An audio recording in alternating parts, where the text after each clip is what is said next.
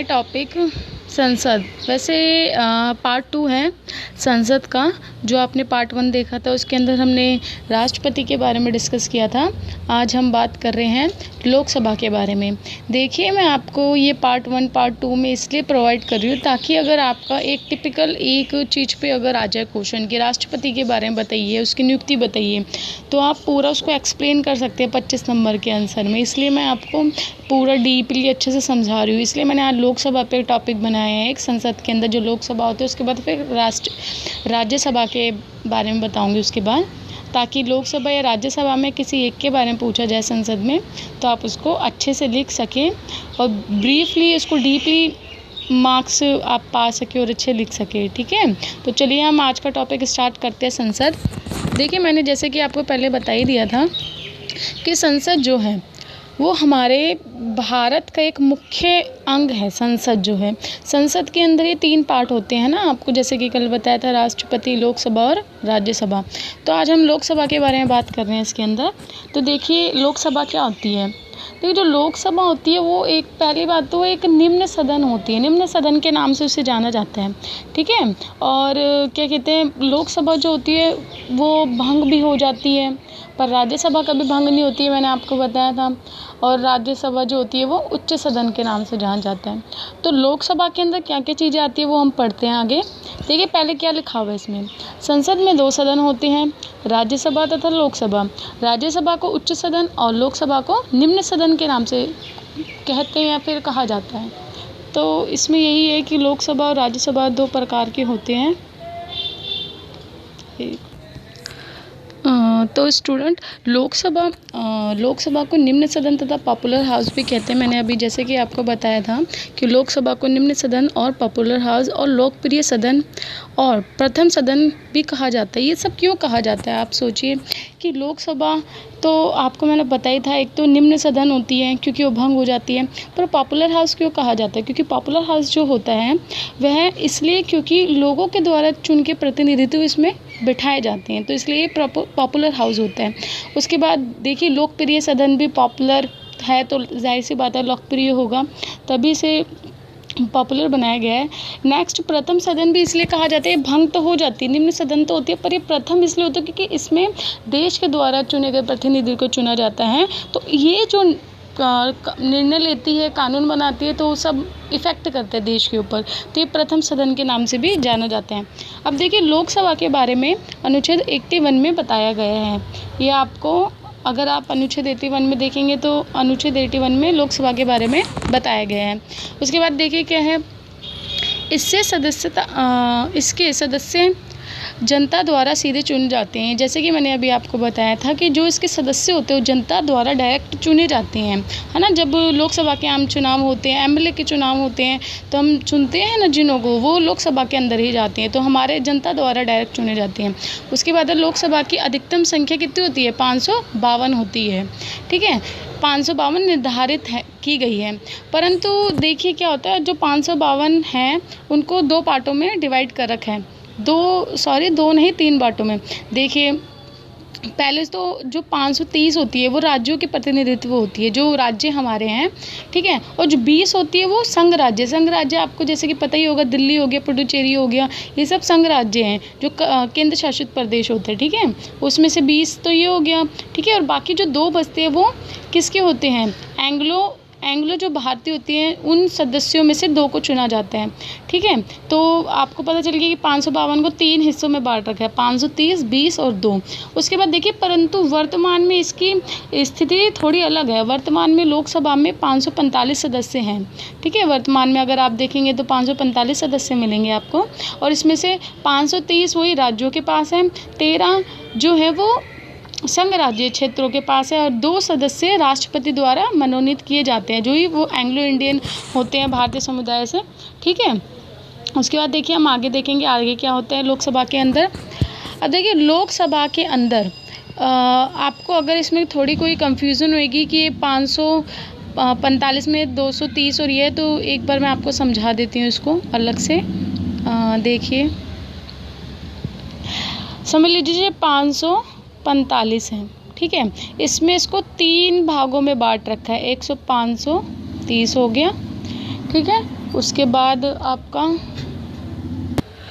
तो स्टूडेंट, जैसे कि मैं आप सबको बता रही थी, 545 सीटें होती है, उसमें से 523 सीटें जो होती हैं वो राज्यों के लिए होती हैं, ठीक है, राज्यों के लिए। उसके बाद जो 13 सीट होती हैं वो संघ के लिए होती है, जो केंद्र शासित प्रदेश होते हैं, दिल्ली, पुडुचेरी, और 2 जो होती है वो एंग्लो इंडियन के लिए होती है, ठीक है। तो ये शायद आपको समझ आ गया होगा। तो इसमें इस तरीके से इसको डिवाइड कर रखा है और ये वर्तमान में है, ठीक है। अब आगे देखिए, आगे क्या है, एक मिनट। तो देखिए आगे क्या है। उसके बाद मैंने आपको ये बता दिया कि कैसे कैसे विभाजित कर रखा है। उसके बाद हम फर्स्ट पॉइंट देखिए क्या है इसमें, कि राज्यों का प्रतिनिधित्व लोगों, देखो अब इसमें हम पढ़ेंगे राज्यों का प्रतिनिधित्व। प्रतिनिधित्व मतलब आप समझते होंगे जो राज्यों का कैसे प्रतिनिधित्व, जो भी चुनाव के लिए खड़े होते हैं लोग वो प्रतिनिधित्व करते हैं, ठीक है, लीडिंग जिसको बोलते हैं, लीड जो करते हैं। तो राज्यों के प्रतिनिधित्व, लोकतंत्र में राज्यों के प्रतिनिधित्व राज्यों के विभिन्न निर्वाचन क्षेत्रों के लोगों द्वारा प्रत्यक्ष रूप से निर्वाचित होते हैं। अब देखिए हर एक राज्य में सीटें फिक्स होती हैं, ठीक है। तो उसमें से हर एक राज्यों में से तो चुन के आते हैं लोग, है ना, हर एक राज्य में से तो हम एमएलए को चुनते हैं, हम उनको चुन के फिर हमारे द्वारा ही तो वो जाते हैं लोकसभा के अंदर। तो वही बता रहा है कि हर एक राज्य के प्रतिनिधित्व होते हैं, अलग अलग क्षेत्र के जो होते हैं। फिर उसके बाद देखिए आगे क्या है, भारत के हर नागरिक जिसकी उम्र 18 वर्ष से अधिक है, ठीक है, जो 18 साल पार कर चुके हैं वही वोट दे सकता है। ये तो आप सभी को पता होगा। परंतु पहले क्या होता था, पहले ये होता था कि 21 साल तक की उम्र थी, मतलब कि जब तक 21 साल के नहीं हो जाओगे आप तो आप वोट नहीं दे सकते। परंतु ये 1961 में संविधान संशोधन किया गया 1988 के द्वारा, जिसमें कि 21 साल को हटा के 18 साल उम्र कर दी गई वोट देने के लिए। अब ऐसा क्यों किया गया, क्योंकि आज के टाइम पे क्या है कि जो बच्चे हैं वो 18 साल में भी बहुत विकसित हो जाते हैं, मैच्योर हो जाते हैं, है ना। तो इसलिए 18 साल कर दी गई, 21 साल तो बहुत ज़्यादा हो जाती, तो इसलिए उसको हटा के 61 में संविधान संशोधन के द्वारा तो फिर उसको 18 साल कर दी गई। अब देखिए आगे क्या है, संघ राज्य क्षेत्रों का प्रतिनिधित्व। अब देखिए संघ राज्य कौन से, मैंने आपको बताया ना अभी, संघ राज्य जो केंद्र शासित प्रदेश होते हैं, मैंने आपको नाम भी बताए, दिल्ली, पुडुचेरी, ठीक है, ये संघ राज्य प्रदेश और भी हैं, ठीक है। तो मैं आपको ये 2 के ही नाम बता रही हूँ क्योंकि आपने सुने हुए होंगे। तो देखिए अब इसमें क्या होता है, संघ राज्य क्षेत्रों में भी प्रतिनिधित्व करते हैं। कैसे, देश संविधान ने संसद को संघ राज्य क्षेत्रों के प्रतिनिधित्व को चुनने की विधि को निर्धारण का अधिकार दिया है, कि जो संघ राज्य क्षेत्र होंगे उसमें भी प्रतिनिधित्व कर सकते हैं। लोकसभा के जो सदस्य हैं वो वहाँ पे भी मतलब कि वहाँ पे भी चुनाव के लिए खड़े हो सकते हैं, और वहाँ से अगर वो जीतते हैं तो लोकसभा के सदस्य बन जाते हैं, ठीक है। आगे देखिए क्या है, इसी के तहत संसद के संघ राज्य क्षेत्र अधिनियम 1965 बनाया, जिसके तहत संघ राज्य क्षेत्रों में प्रत्येक निर्वाचन के तहत लोकसभा के सदस्य चुने जाते हैं। मैंने अभी आपको बताया। पर ये अधिनियम बना कब, ये बना 1965 में, ये अधिनियम बना जिसमें कि संघ राज्य में जो संघ राज्य क्षेत्र है उसमें भी चुनाव होंगे और उसमें भी प्रतिनिधित्व अपने चुनाव के लिए खड़े होंगे। ये बना 1965 में बनाया गया, उससे पहले ये नहीं था, ठीक है। अब आगे हम देखेंगे, आगे क्या है, थर्ड पॉइंट देखिए आगे क्या है, नामित या नामित नहीं होगा, जैसे कि अब देखिए जो हम थर्ड पॉइंट में ये है कि जो हम उसके लिए करते हैं ना, देखिए इसमें ये बताया गया है थर्ड पॉइंट में कि अगर 2 एंग्लो इंडियन हैं अगर समुदाय में, ठीक है, लोकसभा के में, तो ठीक है। अगर नहीं है तो क्या होगा, तो जो राष्ट्रपति हैं वो उनको नाम दे सकता है, मतलब कि राष्ट्रपति वो एंग्लो इंडियन के 2 मनोनीत कर सकते हैं, ठीक है। उसके बाद देखिए आगे क्या है, शुरुआत में ये है उपबंध नहीं है बेटे, अबंध है, 1960 तक के लिए था, लेकिन 95 वे संविधान संशोधन अधिनियम 2009 में इस अबंध को 2020 तक के लिए बढ़ा दिया गया। अब देखिए यहाँ पे क्या बताया गया है, देखिए यहाँ पे क्या बताया गया कि पहले जो ऐसा होता था कि 1960 में क्या हुआ था कि जो एंग्लो इंडियन था ये हर 10 वर्ष के लिए होता था, मतलब कि हर 10 वर्ष के लिए पढ़ाया जाता था। परंतु 1960 के तहत 95वें संविधान संशोधन में 2009 में क्या किया गया कि 2020 तक बढ़ा दिया गया कि ये कहा गया कि 2020 तक एंग्लो इंडियन रहेंगे, मतलब राष्ट्रपति के द्वारा चुने जाएंगे। तो ये 1995 संविधान संशोधन में 2009 में किया गया था 2020 तक के लिए कि 2020 तक एंग्लो इंडियन चुने जाएंगे, मतलब कि राष्ट्रपति द्वारा मनोनीत किए जाएंगे।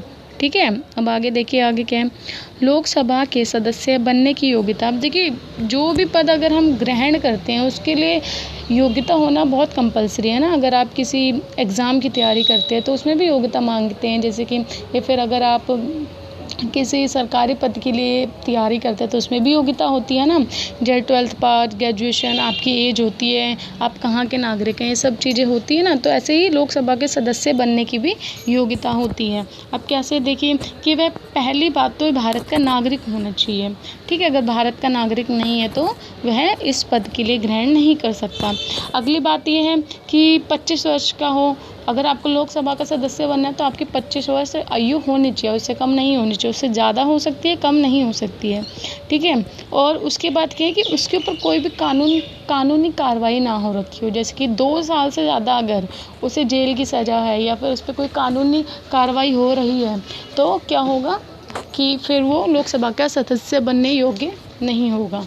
ठीक है, अब हम आगे पढ़ते हैं। अनुच्छेद देखिए, अनुच्छेद 101 और 102 के अनुसार वह कोई भी पद पर ना हो, जैसे कि सरकारी पद पर ना हो या उससे कोई दिवालिया या देखिए हाँ कि अनुच्छेद 1 और 2 के तहत क्या बता रखा है। अनुच्छेद 101 और 102 के तहत ये बता रखे हैं कि अगर कोई भी लोकसभा का सदस्य बनना चाहता है वो कोई सरकारी पद पे ना हो, है ना, जिसकी पहले से उसके पास कोई लाभ वाला पद ना हो या फिर उसके ऊपर कोई दिवालिया का ये ना लगा रखे कि वो करप्ट हो किसी चीज़ में। ऐसा सब नहीं होना चाहिए। अगर वो ऐसा सब होगा तो वो लोकसभा के सदस्य ग्रहण नहीं कर सकता। आई होप बच्चों आपको ये समझ आ रहा होगा।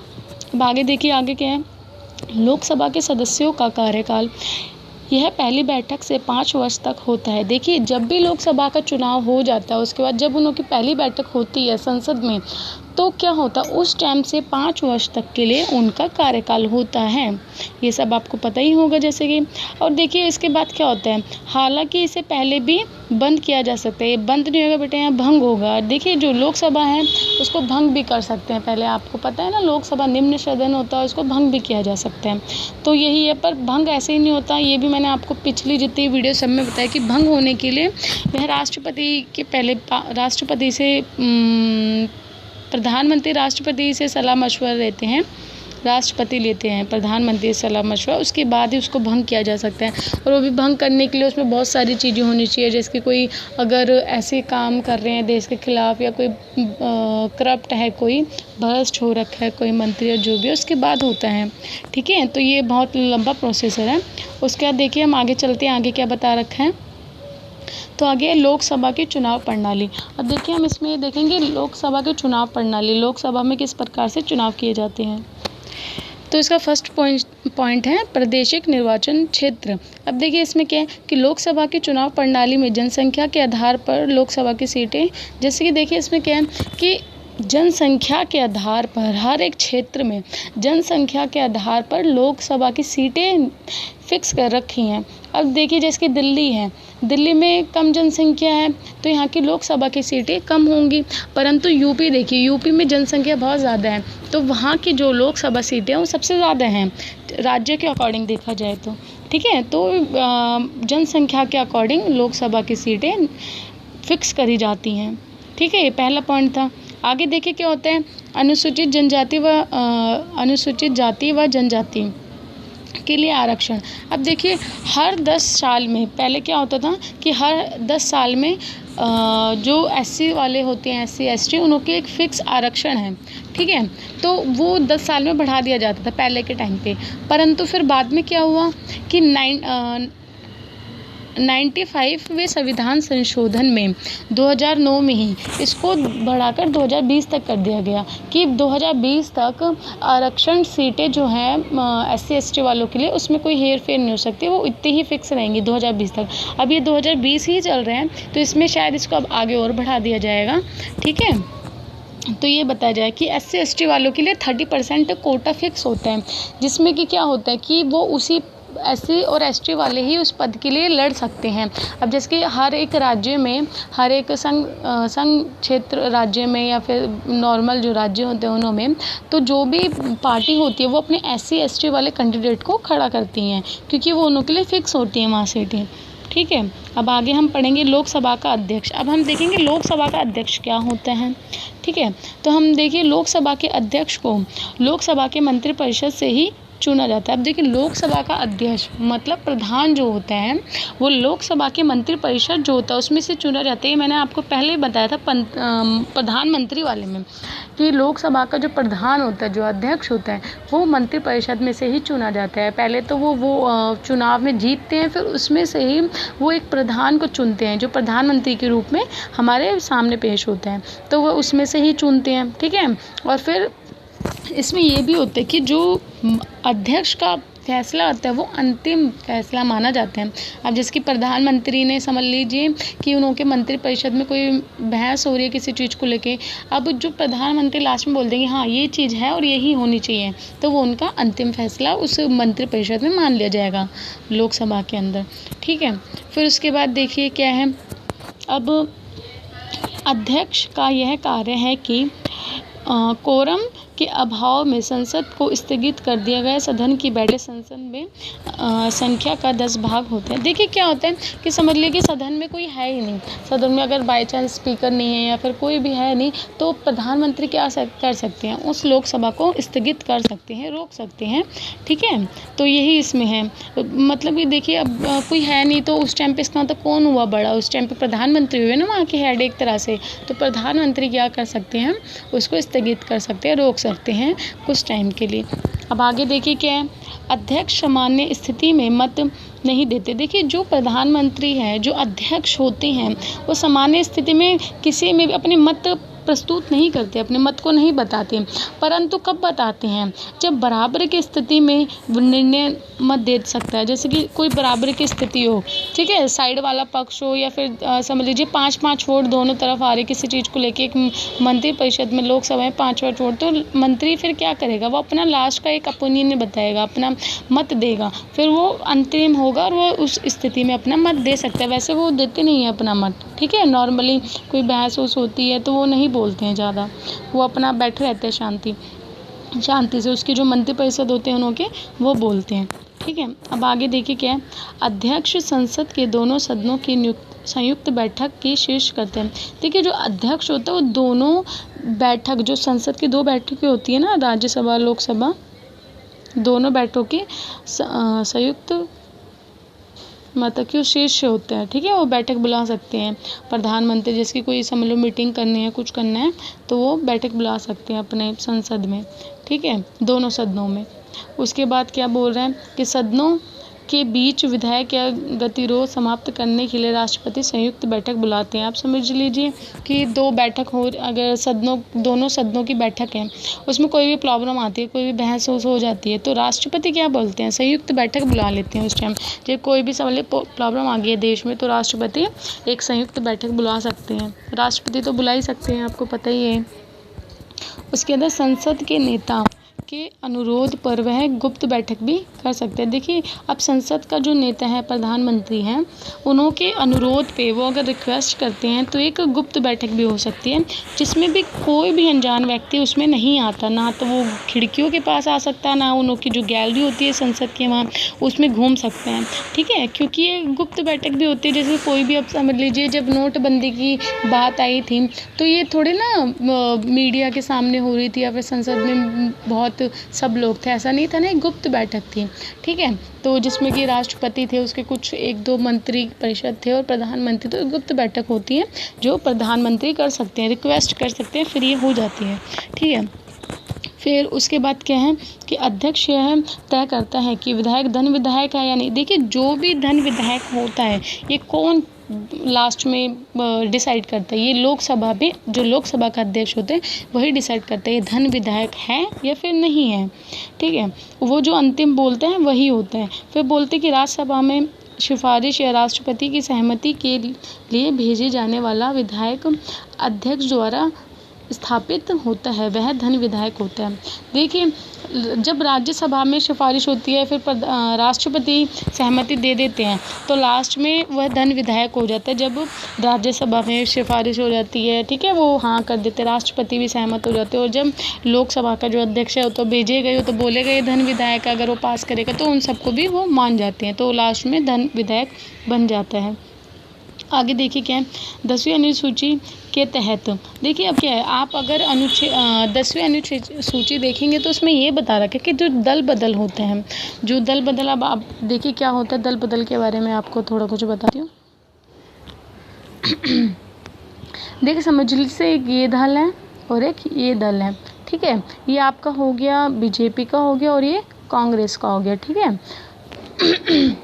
तो इसमें देखिए समझ लीजिए ये पार्टी जीतने वाली है, ठीक है, फिर ये पार्टी जीत चुकी है तो यहाँ का एक नेता यहाँ जाएगा, ठीक है, और यहाँ पे अपने आप को अपना वो बन जाएगा, ठीक है, यहाँ से यहाँ पे शिफ्ट हो जाएगा, और कभी ये पार्टी जीत रही है तो यहाँ के एक यहाँ नेता यहाँ शिफ्ट हो जाते हैं। तो ये दल बदल की प्रक्रिया होती है जो पहले के टाइम पे बंद भी कर दी गई थी पर वापस से चालू होगी। पर दल बदल की जो ये है ये चीज़ सही नहीं है। आप खुद ही देखिए कि अगर समझ लीजिए एक नेता हारने वाला है, ठीक है, हारने वाला है, पर यहाँ से वो लोगों से सेटिंग करके यहाँ पे मतलब कि बातचीत करके यहाँ पे आ जाए यहाँ के सारे नेता, तो ये हारने वाला जो पार्टी है वो खुद ऑटोमेटिकली जीत जाएगी। तो ये इसलिए पहले के टाइम पे मना भी किया गया था क्योंकि ये सही नहीं है इसलिए।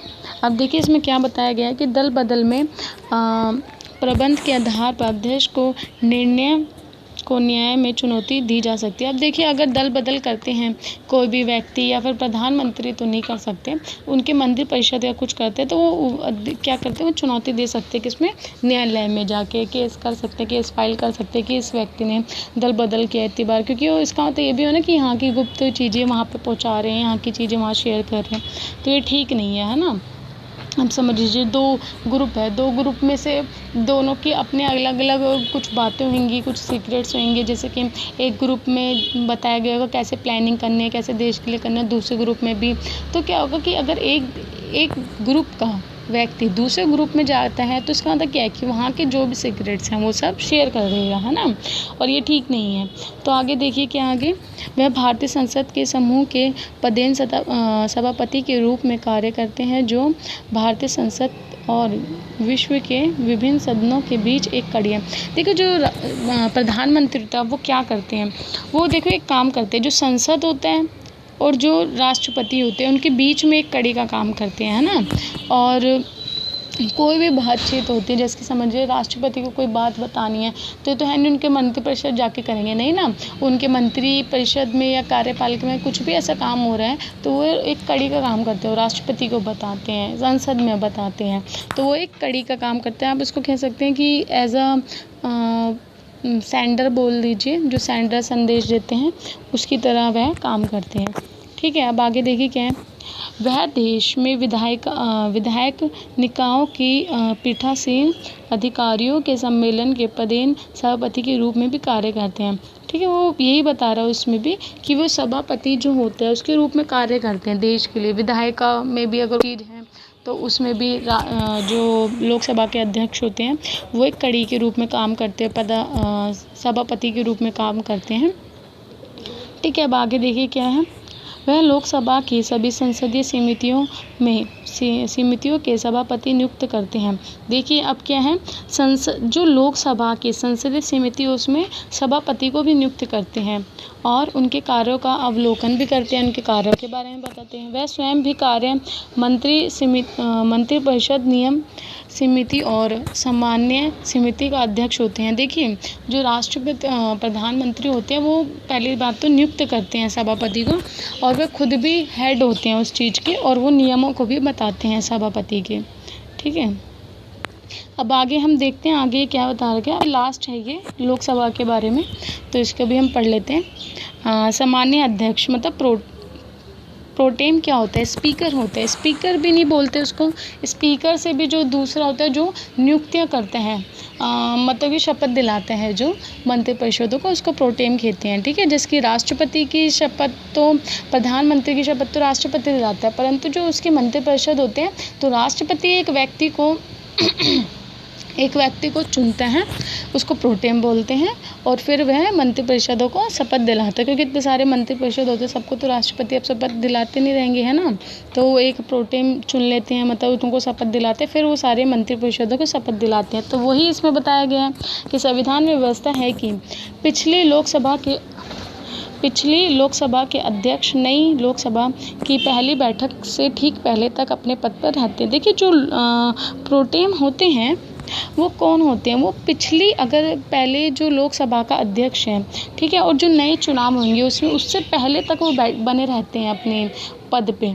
ठीक है, जैसे कि समझ लीजिए आज एक चुनाव हुआ, आज वो बन गए, अब जो नेक्स्ट चुनाव होगा उसके प्रोटेम से आने से पहले तक वो बने रहेंगे, उसके बाद वो ऑटोमेटिकली हट जाते हैं अपने पद से। ठीक है, आगे देखिए क्या है, इसलिए राष्ट्रपति लोकसभा के एक सदस्य को सामयिक अध्यक्ष नियुक्त करते हैं। अब देखिए, ये जो प्रोटेम होते हैं ये लोकसभा के अध्यक्ष में से ही बनता है। ठीक है, लोकसभा के अध्यक्ष में से जो वरिष्ठ होते हैं, जो ज्ञानी होते हैं, ज्ञानी मतलब जिसको एक्सपीरियंस होता है सालों का, बहुत सालों से लोकसभा में होता है या फिर सदन में होता है, तो उसी को ही चुनते हैं, जो वरिष्ठ सदस्य होते हैं, फिर उसको शपथ दिलाते हैं, फिर वही अपने बाकी मंत्रिपरिषद जो होते हैं उनको शपथ दिलाते हैं। ठीक है, अभी देखिए आगे क्या बता रहे हैं, सामयिक अध्यक्ष को स्थानीय अध्यक्ष के समान ही शक्तियाँ होती हैं। देखिए, जो अध्यक्ष होते हैं, जो प्रोटेम होते हैं, ये जो सामयिक अध्यक्ष होता है, इसको अध्यक्ष के जो बाकी अध्यक्ष होते हैं उसके समान शक्तियाँ प्राप्त होती हैं। ठीक है, सेम शक्तियाँ होती है, नहीं कि वो कम शक्तियों वाला है, उसके बाद कोई शक्ति नहीं है, खाली ऐसे ही बन गया, ऐसा नहीं होता। ठीक है, वह नई लोकसभा की बैठक से अधिकार होते हैं, मतलब कि ये है कि वो जो नई लोकसभा जो होती है उसका अध्यक्ष होता है। ठीक है, ये मान लीजिए कि उसका प्रोटेम होता है, उसको शपथ दिलाने वाला होता है मंत्रियों को। फिर उसके बाद देखिए आगे क्या है, बस थोड़ा सी है, उसके बाद ये ख़त्म हो गया है। उसके बाद उसके मुख्य कर्णवर्ती नए सदस्यों को शपथ दिलवाता है। ये तो मैंने आपको बोल दिया है कि शपथ दिलवाता है नए सदस्यों को। वह सदन को एक नए अध्यक्ष का चुनाव करने के लिए भी मदद करता है। देखिए, सदन में जो नए अध्यक्ष का चुनाव करते हैं ना, उसमें भी वह मदद करते हैं।